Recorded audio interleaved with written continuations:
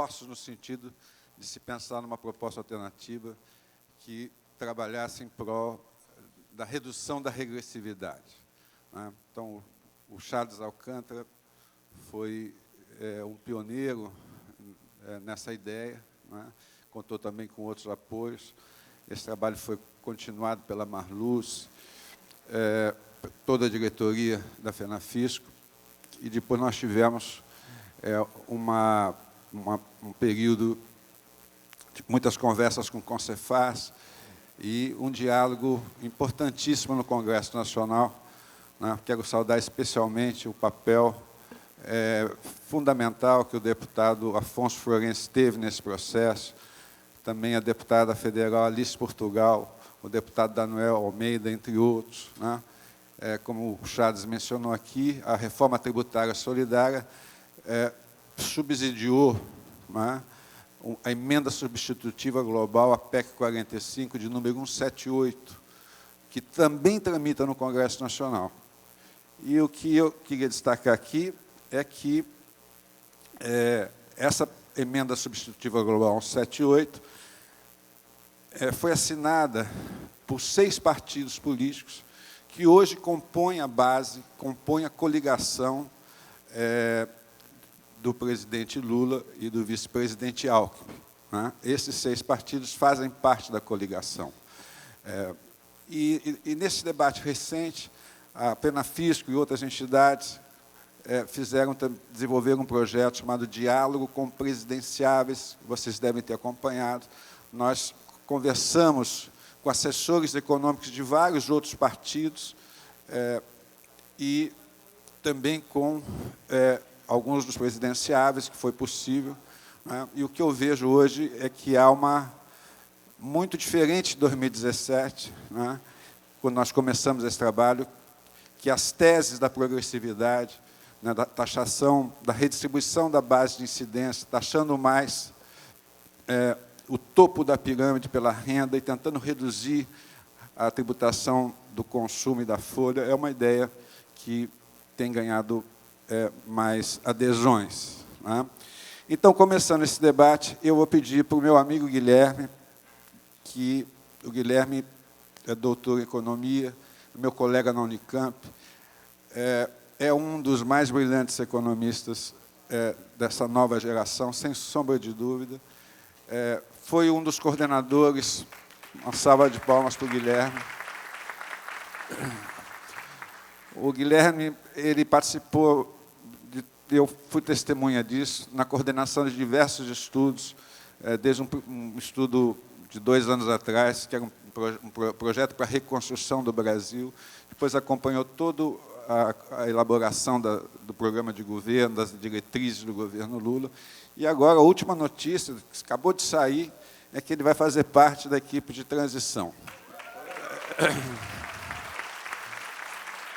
Então, Gui, eu queria que você fizesse uma análise da conjuntura econômica difícil, nacional, internacionalmente, e por que a reforma tributária solidária, ou uma reforma tributária progressiva, uma reforma tributária solidária, justa e sustentável, como ali colocada na PEC 178, por que ela é importante para a economia, né, para destravar a economia, né, e também do ponto de vista da equidade, e um outro tema, os outros 2 temas que vão ser tratados aqui. Por que isso é importante para a indústria, Igor, do ponto de vista da produtividade, do crescimento econômico, e também, secretário, por que o equilíbrio federativo é fundamental e por que essa reforma poderá trazer esse equilíbrio federativo. Então, eu começo passando a palavra para o Guilherme.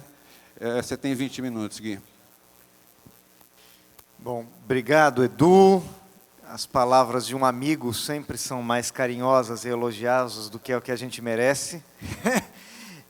Queria agradecer aqui o convite da FENAFISCO, do Sindicefaz, para estar aqui no 19º Congresso da CONAFISCO. Para mim é um enorme prazer, já participei de outros debates aqui com vocês, e é um grande prazer estar aqui, mais uma vez, nessa terra maravilhosa que é a Bahia, que já foi exaltada por tantos que me antecederam aqui nesse palco, mas que eu faço questão de exaltá-la pelo povo maravilhoso, pela acolhida que tem e também pela participação ativa que tem tido na definição dos sumos da política nacional.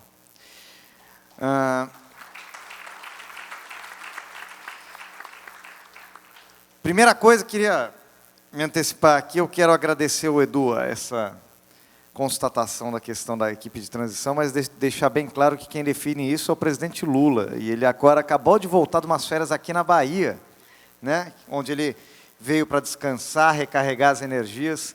Amanhã a gente vai saber quem está, quem não está, como vai ser organizada essa equipe de transição, que é coordenada pelo nosso vice-presidente Geraldo Alckmin. Quanto ao tema aqui, em questão, eu gostei muito quando eu vi o título do Congresso, chama Tributação, Justiça Social e Inovação, por um país menos desigual. Né? E eu acho que você, Edu, o Charles e tantos outros, o Afonso, tantas outras pessoas, têm um papel fundamental em ter tornado esse tema o tema decisivo do debate tributário no Brasil. Porque não era assim há alguns anos atrás. Alguns anos atrás, nós falávamos de um aspecto importante da tributação, que é o aspecto da complexidade, da baixa competitividade, todos temas fundamentais. Mas olvidávamos, ou pelo menos fingíamos que não era um tema central, a questão da regressividade. E quem colocou o dedo na ferida,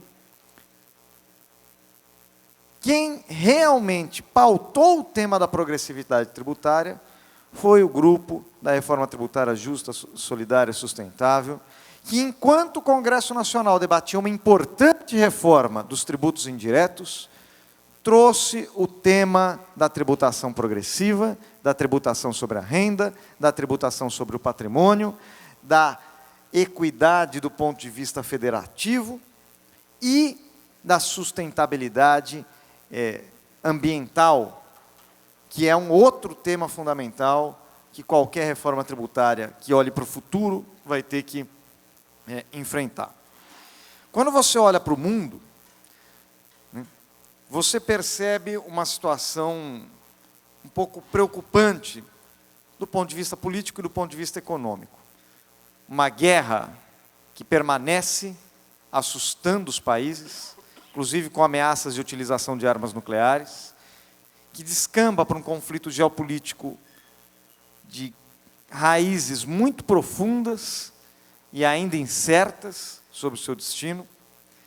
As economias desenvolvidas desacelerando o seu ritmo de crescimento, seja os Estados Unidos, seja a China, com aumento da taxa de juros internacional. O Fed, nos Estados Unidos, acaba de aumentar 75 pontos base, a taxa de juros lá, um aumento à la Brasil, coisa raríssima para um banco central como o americano. O Banco Central Europeu também aumentando a taxa de juros, e a Europa sofrendo com uma crise inflacionária decorrente da falta de energia. Ou seja, um mundo envolto em incertezas e inseguranças, né, que obviamente vai ter impactos na economia brasileira nesses próximos anos. Mas, ao mesmo tempo, nós observamos também um conjunto de oportunidades para a economia brasileira. E eu vou começar falando de uma muito simples, e que é visível a partir do momento que o presidente Lula foi confirmado como legítimo vitorioso da eleição de 2022.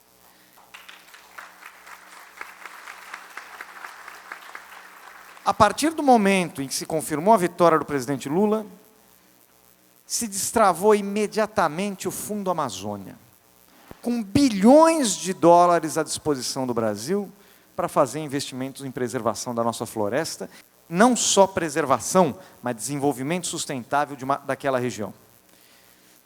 Assim como uma onda de investidores internacionais passa a abrir as suas carteiras para voltar a investir nas empresas brasileiras, de olho na perspectiva do Brasil voltar a ser um ator relevante no mundo, em particular no tema da sustentabilidade ambiental, que o Brasil sempre liderou e passou a ser um pária nos últimos anos, e que tenho certeza vai voltar a ser um exemplo nos próximos 4 anos. Então, essa é uma oportunidade que já se reflete, inclusive, na taxa de câmbio, que você vê se valorizando nesse período recente, o que nos ajuda a combater a inflação. Mas nós estamos falando aqui de algo ainda muito incipiente.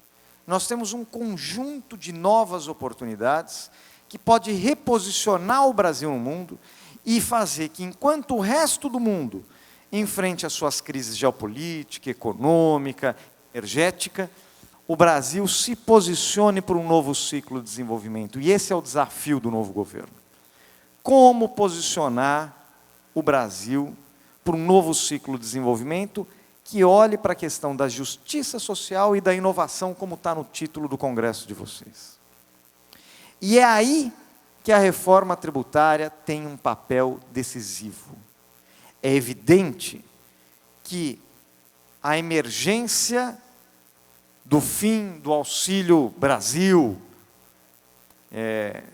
do fim de programas fundamentais como Farmácia Popular, o Minha Casa Minha Vida, o tratamento do câncer, as verbas para tratamento do HIV, que foram vergonhosamente cortadas no orçamento enviado pelo governo Bolsonaro para 2023, devem ser recompostas.